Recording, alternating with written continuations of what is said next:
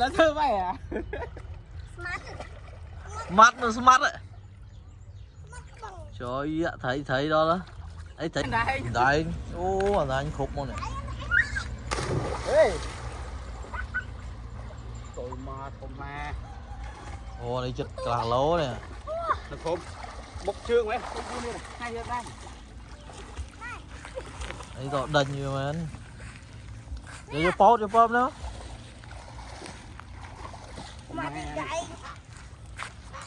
Đột bát đâu. Có con nào con.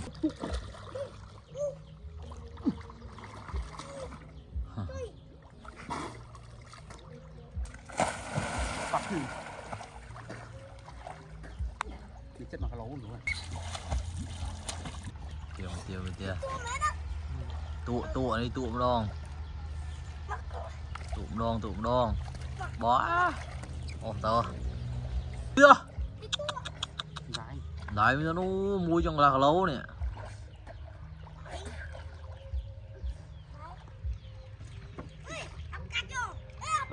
Hùa, lột ba lột á. Lột đó lấy. Chập đã mới chấp đấy. Hùa. Em mà.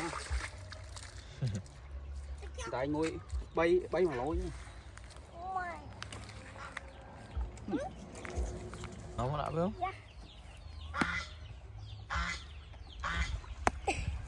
Đã biết không? Không không?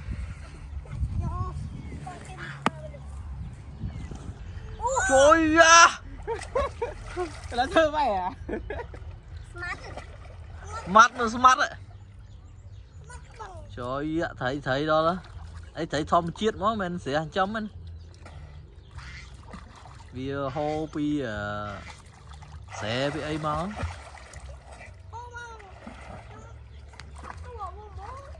Đấy.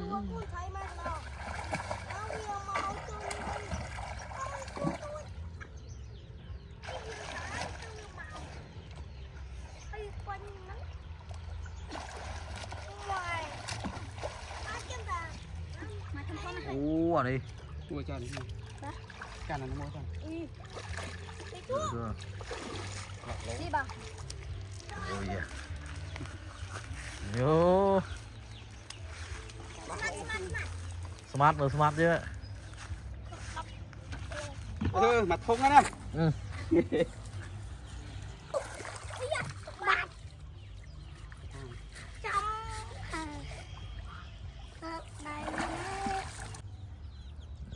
Bòn à.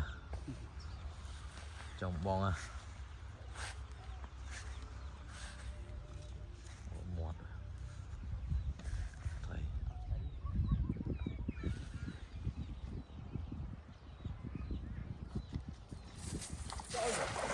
Chú. Cục tức ba đó đấy. Hỏi cô buôn phèm á. Bà thần đánh.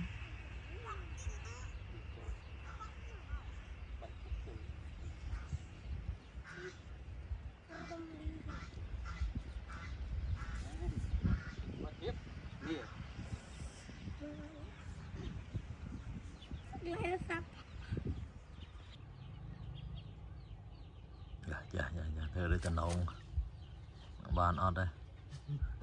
Nấu tí như là nấu miền nhạc là dạ.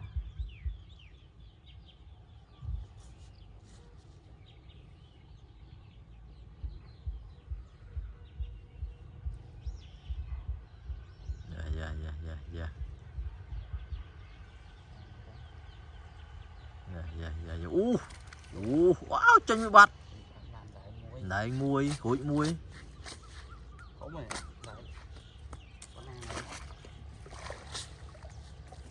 Ủa giờ không rồi. Đấy mà nó kiên khang. Đã tại vì bây giờ đánh ban khai mà đó. Mình đi rụi muối. Toàn muối mà giờ đánh muối à. Muối trong ngoài vua quá nè. Không mà này. Sao thu.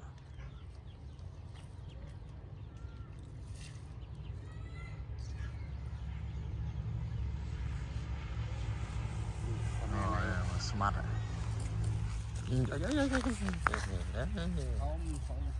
dùng một chia ra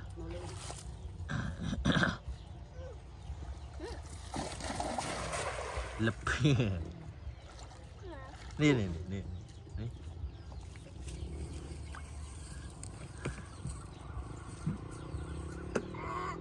trời ơi dạ bụi dòng mùi à pi à hụi mùi à nó có hụi mùi đấy muốn hụi mùi đây chứ mình đây giờ pi giờ nắng trong cục khai mà nó bay vào nè pi giờ nắng bạn bay vào nè rất tài hòm chiết sọ sụp lương on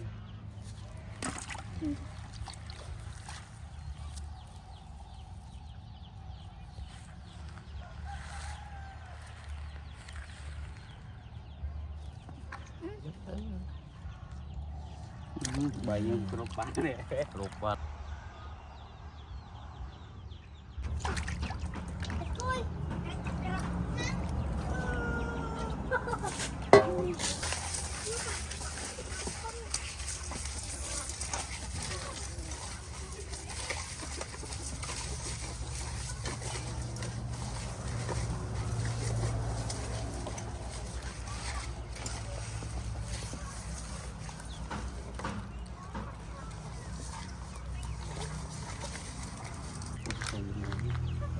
mùi ngon con là khi mà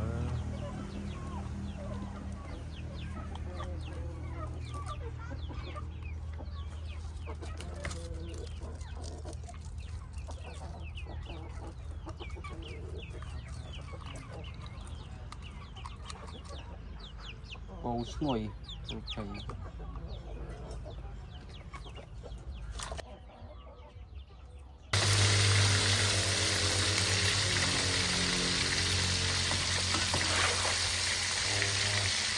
Ghiền Mì Gõ để không bỏ lỡ